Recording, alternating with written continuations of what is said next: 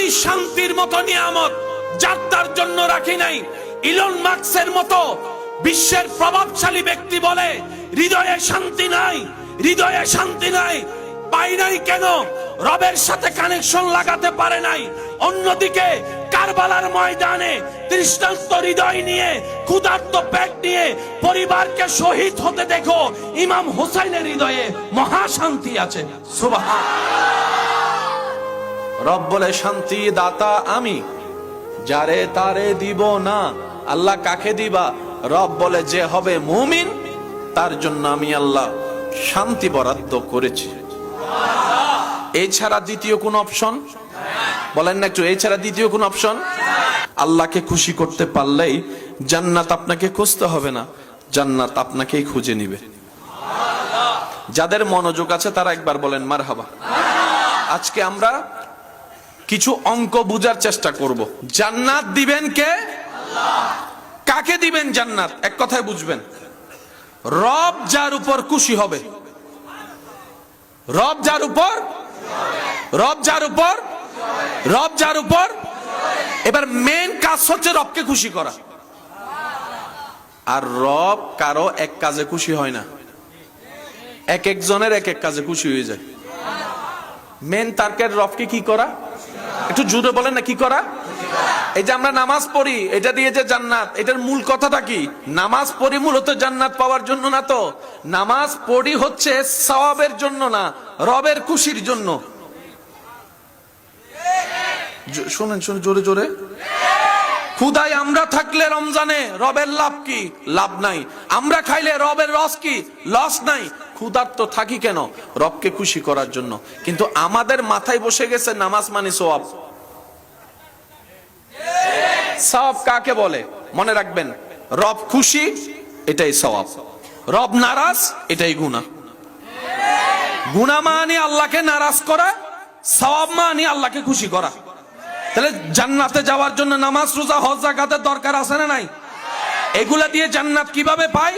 বান্দা যখন করে, রব যদি খুশি হয়, খুশি হলেই জান্নাত। তাহলে রব্বুল আলামিন কারো এক কাজে খুশি হয়? বুদ্ধি করে কাজ করতে জানলে অনেক দূরের পথ সহজ হয়, অনেক ব্যয়বহুল কাজও অল্পতে শেষ হয়। রড সিমেন্ট বালি থাকলেই বিল্ডিং করা যায় না, প্ল্যানিংও করতে হয়। কথা বলেন। স্কুল লাইফে সবাই কম বেশি অভিজ্ঞ, এই কথায় একমত। শিক্ষকরা বলেছেন ডেইলি একটা রুটিন বানাও, ডেইলি একটা রুটিন বানাও যদি তুমি সাকসেস হতে চাও। টার্গেটটা তুমি গোল্ডেন এ প্লাসে রাখো, কারণ গোল্ডেন এ প্লাসে যার নজর থাকবে সে গোল্ডেন এ প্লাস না পেলেও অন্তত এর আশেপাশে থাকবে। তুমি যদি প্রথমেই নামো এ মাইনাস চিন্তা করে, তাহলে তুমি এ মাইনাস তো আর পাবা না, বি এর ক্যাটাগরি তোমার অবস্থান হবে। চিন্তা বড় করো, স্বপ্ন বড় করো, মন বড় করো, উদার করো, নিজের জায়গা থেকে চেষ্টা করো। নবীর প্রেম অন্তরে রেখে বর্ষাটা রবের উপর রাখিও, যিনি কুন বললে ফায়াকুন হয়ে যায়। বলেন সুবহান। মুসলমানদের সবচেয়ে বড় একটা মহাশক্তি হচ্ছে আমাদের একজন রব আছে, যিনি হ বললে হয়ে যায়। আজকে 17তম অঙ্ক সংখ্যাটা দেখাটা যতটুক সহজ, ওই একের ঘর থেকে 17 পর্যন্ত আসার রাস্তাটা কিন্তু এত সহজ ছিল না।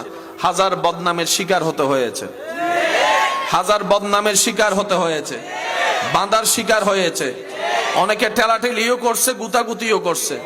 তারা তাদের জায়গায়, এইটা এটার জায়গায়। নিয়ত যদি পরিষ্কার থাকে, রবের উপর ভরসা থাকে, আপনার যত দুশ্মন আপনার সামনে যত বিকট আকারের বাঁধা দেখ না কেন, পাহাড় তুলে দেখ না কেন, আপনার সেই পাহাড়ের ভিতর রাস্তা করে দিবেন রব্বুল আলামিন। সুবহান। এই বর্ষা, এই বিশ্বাস আমাদের সকলের অন্তরে থাকার দরকার। যার উপকার, যার লাভের দরকার, যার ফায়দা দরকার, সেই বিশ্বাসটা রাখবেন। আর যাই বলে যে আমি হেলা 100, কেউ যদি বলে আমি একাই 100, তাহলে ওনার না রাখলেও চলবে। কিন্তু আমরা তো মুসলমান, আমাদের সবকিছু হচ্ছে আল্লাহ কেন্দ্রিক, নবী কেন্দ্রিক। আসেন ভাইরা, আমরা যে আল্লাহ পাক দুনিয়াতে পাঠালেন,